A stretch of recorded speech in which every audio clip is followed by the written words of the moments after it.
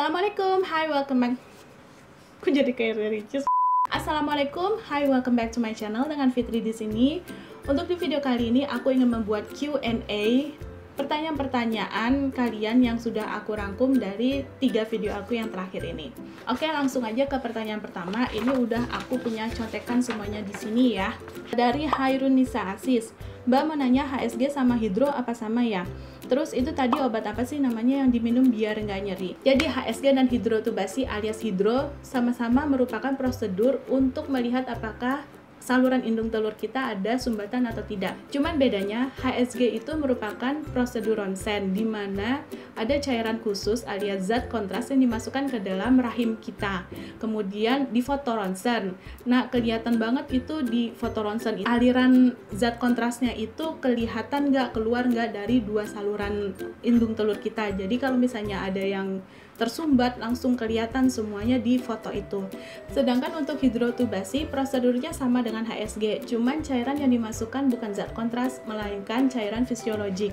Sedangkan untuk hasil diagnostiknya juga lebih akurat yang HSG karena di hidrotubasi ini tidak ada prosedur fotoronsen. Jadi lebih akurat yang HSG karena terpampang nyata semuanya rahim kita, saluran indung telur kita. Pertanyaan kedua dari Office of Will Widat, spekulum itu apaan kak? Jadi spekulum itu atau cocor bebek merupakan alat bantu untuk membuka vagina yang digunakan untuk pemeriksaan seperti HSG, hidro, pap smear, atau juga kuretase. Jujur aja pas waktu aku diharuskan untuk diperiksa HSG itu, aku yang pertama paling takut itu adalah proses dipasang spekulum ini. Cuman intinya relax, kalau nggak relax sakit. Oke, itu aja sih saran dari aku. Pertanyaan nomor 3 dari Wahyu Lestari. Permisi Bunda, mau nanya, di sini ada yang sudah terbukti dengan tes HSG bisa hamil nggak? Soalnya saya sudah 3 tahun menikah belum dikasih momongan. Kalau emang terbukti insya Allah saya akan mengikuti cara ini. Ada beberapa dari teman aku yang bilang sih kalau setelah HSG sebulan atau 2 bulan kemudian mereka bisa hamil. Katanya sih pas waktu zat kontras dimasukkan ke dalam rahim kita itu kayak seperti sekalian membersihkan rahim kita gitu, zat kontrasnya itu. Jadi sperma bisa berenang dengan lebih leluasa, terus sudah itu jalan sel telur kita juga dari ovarium menuju rahim juga lancar. Itu katanya. Kalau misalnya HSG ini disarankan sama dokter, silakan aja dilakukan. Pertanyaan selanjutnya dari Syafira Wafik. HSG itu sama nggak seperti pap smear? Pap smear itu kan merupakan screening test untuk melihat apakah di rahim kita ada sel kanker atau tidak.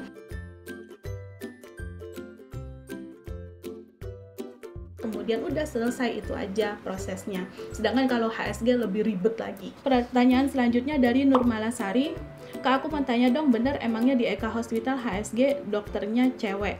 Untuk operator HSG-nya memang cewek, dokter perempuan gitu. Kalau di rumah sakit yang lain aku nggak tahu ya dokternya cewek apa enggak, itu bisa ditanyakan di rumah sakit pilihan kalian masing-masing. Kemudian pertanyaan dari Dina. Maaf Mbak, nanya mau tes HSG di radiologi bukannya di urologi ya? Kalau urologi itu merupakan cabang ilmu kesehatan yang mempelajari kelainan pada saluran kemih manusia dan genital pada pria. Sedangkan kalau pemeriksaan radiologi itu tempatnya kita meriksa menggunakan CT scan, MRI, ronsen gitu. Jadi benar-benar berbeda. Dari Vida Afifah.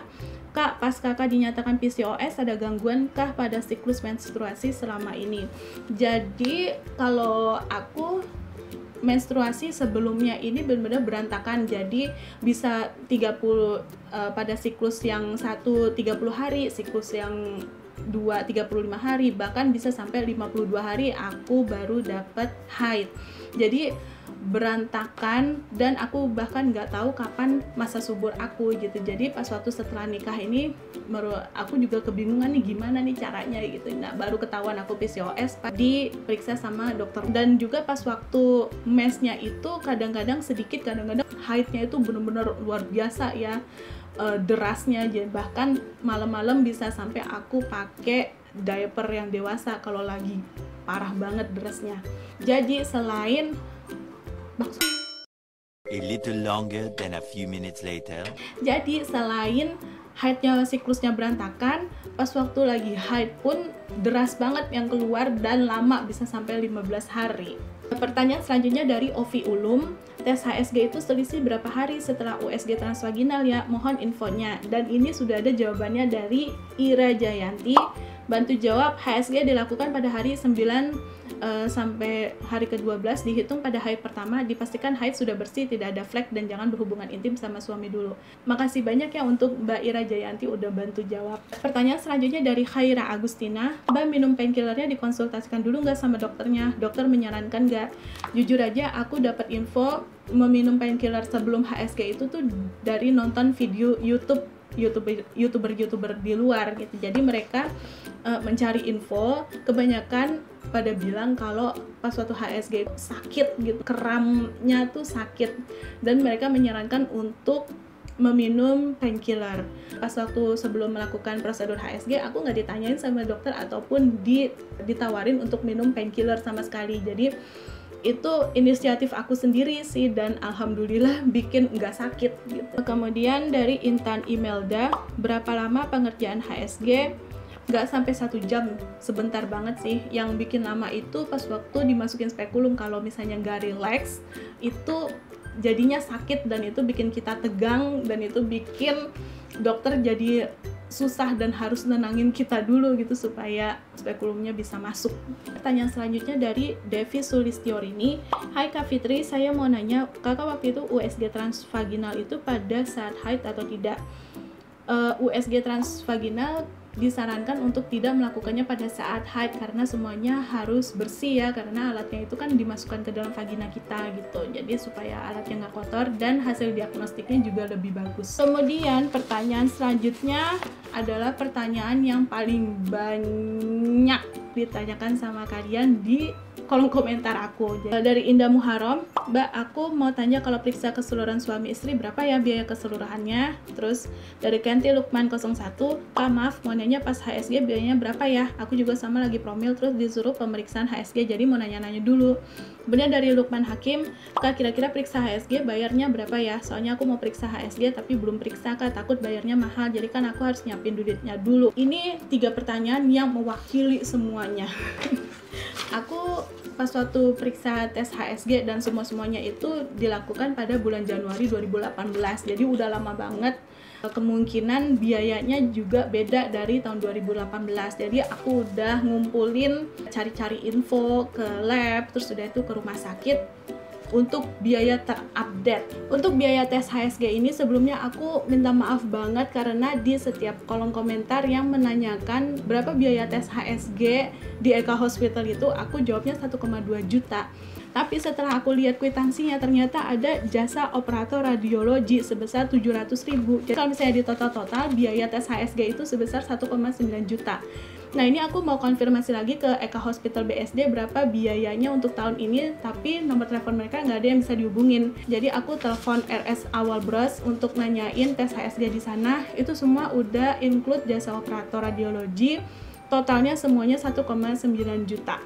Gitu. Kemudian untuk tes-tes yang dilakukan di lab, waktu itu aku sama suami ke Biomedica. Nah ini aku udah konfirmasi semua harga mereka yang paling terbaru kemarin.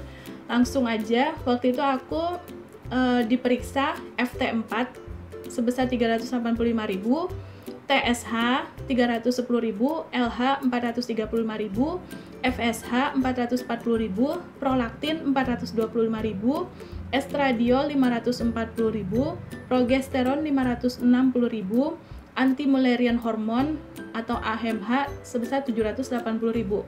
Sedangkan untuk suami analisa sperma 360.000. Jadi kalau misalnya di total semuanya untuk cek lab ini sebesar 4.235.000. Dan juga biaya-biaya ini belum termasuk biaya dokter, biaya USG selama beberapa kali periksa ke dokter, dan juga belum termasuk biaya obat-obatan yang harus kita konsumsi selama promil ini gitu. Jadi sebelum kalian promil ke dokter, lebih baik nabung dulu, disiapkan dananya dulu. Thank you so much udah nonton video ini sampai habis. Semoga video ini memberikan info yang bermanfaat untuk kalian. Kalau kalian suka dengan video kali ini, please klik like dan subscribe channel aku. And I'll see you in my next video. Bye!